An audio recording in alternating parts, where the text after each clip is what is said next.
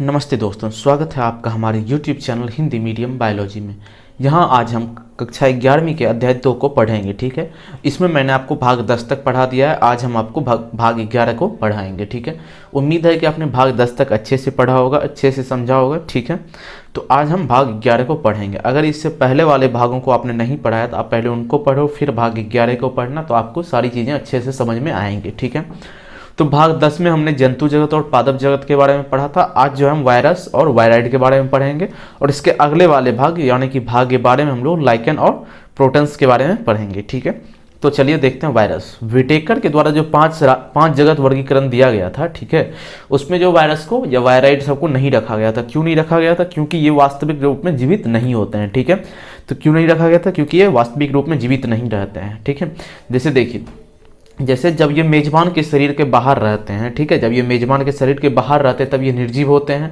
ठीक है, जब ये मेजबान के शरीर के अंदर आते हैं तब ये जीवित हो जाते हैं। ठीक है, इन सब चीज़ों के बारे में जो है हम आपको आगे वाले अध्याय में पूरी डिटेल में पढ़ाऊंगा मैं आपको। ठीक है, अभी जो है इसका बेसिक नॉलेज ले लीजिए आप लोग। ठीक है, तो क्या होता है, जब ये मेजबान के शरीर के बाहर रहता है तब ये निर्जीव होता है, और जब ये मेजबान के शरीर के अंदर आ जाता है तो ये जीवित हो जाते हैं। ठीक है, तो ये क्या है, विटेकर ने इनको 5 जगत वर्गीकरण में क्यों नहीं रखा? क्योंकि ये जो है वास्तव में जीवित नहीं होते हैं। ठीक है, एक अर्थ में वायरस जीवित नहीं है बल्कि बड़े न्यूक्लियो प्रोटीन कण है। ठीक है, एक अर्थ में समझिए वायरस जीवित नहीं है बल्कि वे बड़े न्यूक्लियो प्रोटीन कण है जो विशिष्ट प्रकार के पौधे, जानवर या बैक्टीरिया में प्रवेश करते हैं।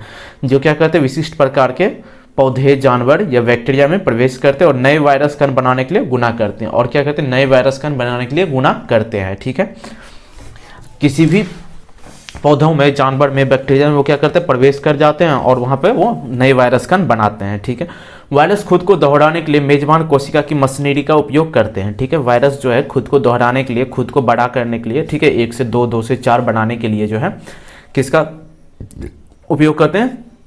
तो मेजबान की कोशिका की मशीनरी का उपयोग करते हैं। मान के चलिए जैसे कोई वायरस है, ठीक है, जैसे देखिए, जैसे ये वायरस है, ये जब बाहर है तो ये निर्जीव है। इसके अंदर या तो आरएनए होगा या डीएनए होगा, दो में से एक ही होगा। ठीक है, अगर मान के चलिए इसके अंदर डीएनए है तो ये क्या होगा, किसी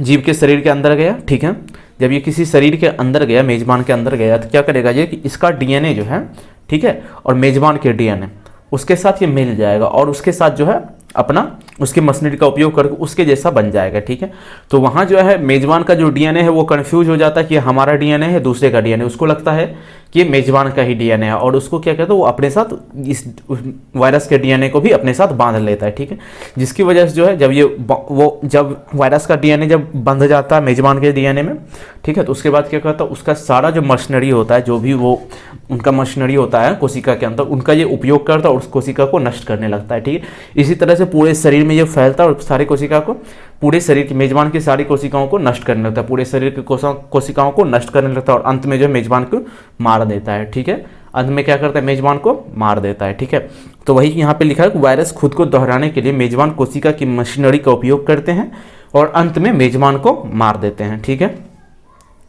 नाउ वायरस, जिसका अर्थ विष या जहरीला तरल होता है। ठीक है, वायरस का अर्थ क्या होता है, जहरीला, विष या तरल होता है। ठीक है, इसको जो वायरस नाम किसने दिया था, वायरस नाम डिमित्री इवानोविस्की 1892 के द्वारा दिया गया था। डिमित्री इवानोविस्की, जिनका जन्म कब हुआ था, 1892। ठीक, तो ये डिमित्री इवानोविस्की के द्वारा दिया गया था। इन्होंने कब दिया था, तो इन्होंने जो है सबसे पहले तंबाकू के पौधे में, ठीक है, देखा कहीं पे ये गए हुए थे तो वहाँ पे उन्होंने देखा तंबाकू के पौधे में, पौधों के पत्तियों पे जो है कुछ मतलब बीमारियाँ हैं। ठीक है, जब उनका इन्होंने अध्ययन किया तो उनके अंदर जो रोगाणु थे, ठीक है, जो रोगाणु जो रोग कारण करते हैं पौधों में, तो उनका जो रोगाणु था, तो उनका जब अध्ययन किया इन्होंने, तो इन्होंने पाया कि वो क्या है, वायरस है। ठीक है, तो उनके बाद इसका नाम उन्होंने वायरस दिया। ठीक है, उन्होंने पाया कि वो या तो जीवित नहीं है, वो कुछ और है, ना बैक्टीरिया है, ना कुछ फंगी है, ना कुछ, वो कुछ और है, और वो क्या करते हैं, वो मेजबान कोशिका के अंदर आने के बाद ही अपने आप को क्या करते हैं, दोहराते हैं। उसके बाहर जब तक वो रहते होता है तब निर्जीव अवस्था में रहते हैं, और जैसे ही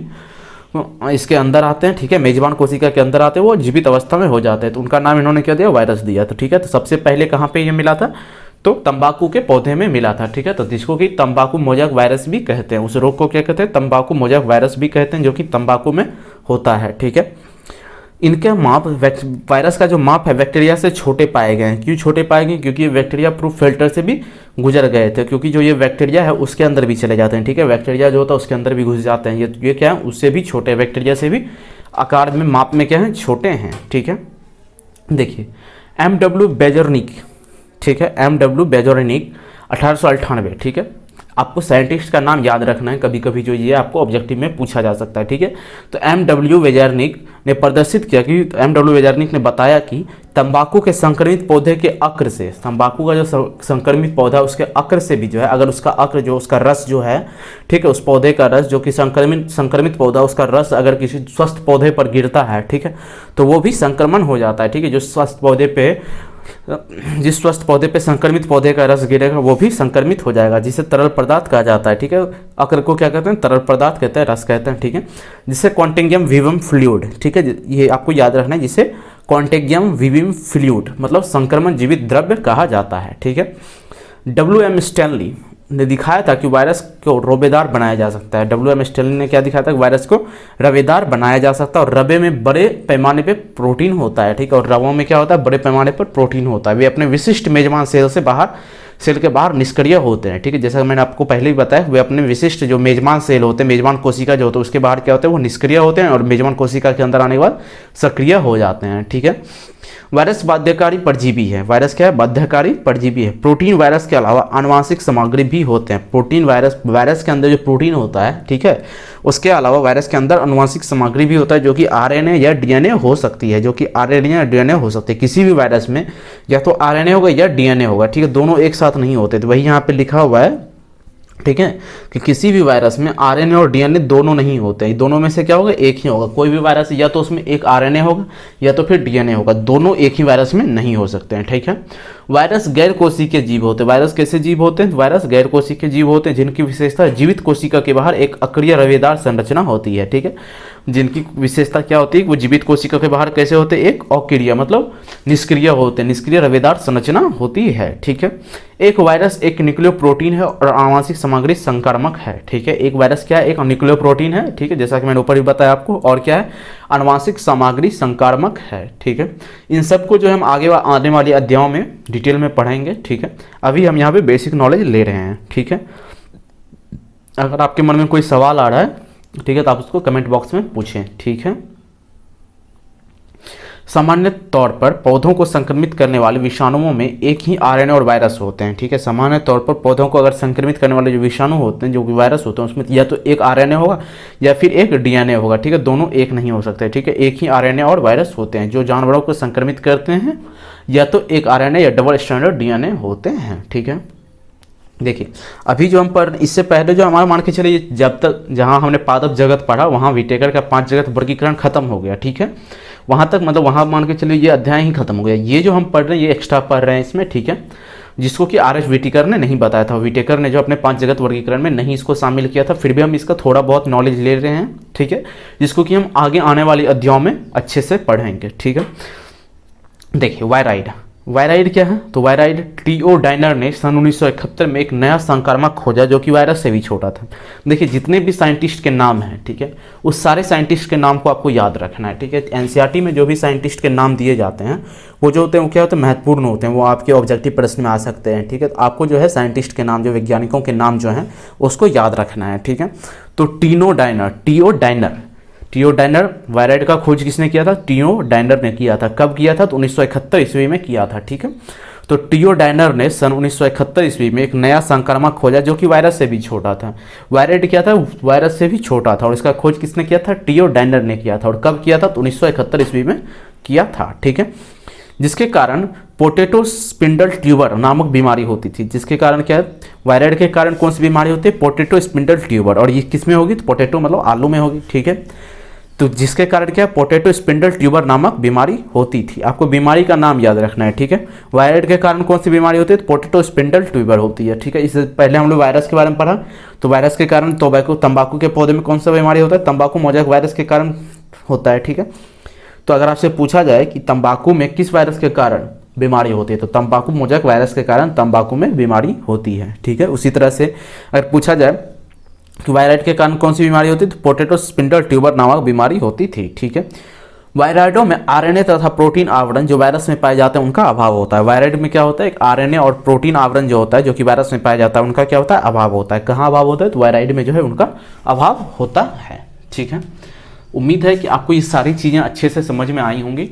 ठीक है, इसके बाद जो हम अगले अध्याय को अपना स्टार्ट करेंगे, अगले अध्याय में जो है आपके लिए कुछ सरप्राइज भी हैं। ठीक है, तो आप अगले अध्याय को जो है अच्छे से पढ़ना। अध्याय 3 को जो हम अच्छे से स्टार्ट करेंगे। ठीक है, ये जो अध्याय 2 ये बहुत लंबा हो गया, इसमें भाग 12 तक चले गए हैं हम लोग। ठीक है, यहाँ जो है आपको आज जो मैंने वायरस और वायराइड बताया, एक्स्ट्रा बताया मैंने, इससे पहले जो मैंने पादप जगत तक बताया था, आपको उम्मीद है मुझे आपने वहाँ तक अच्छे से पढ़ लिया होगा।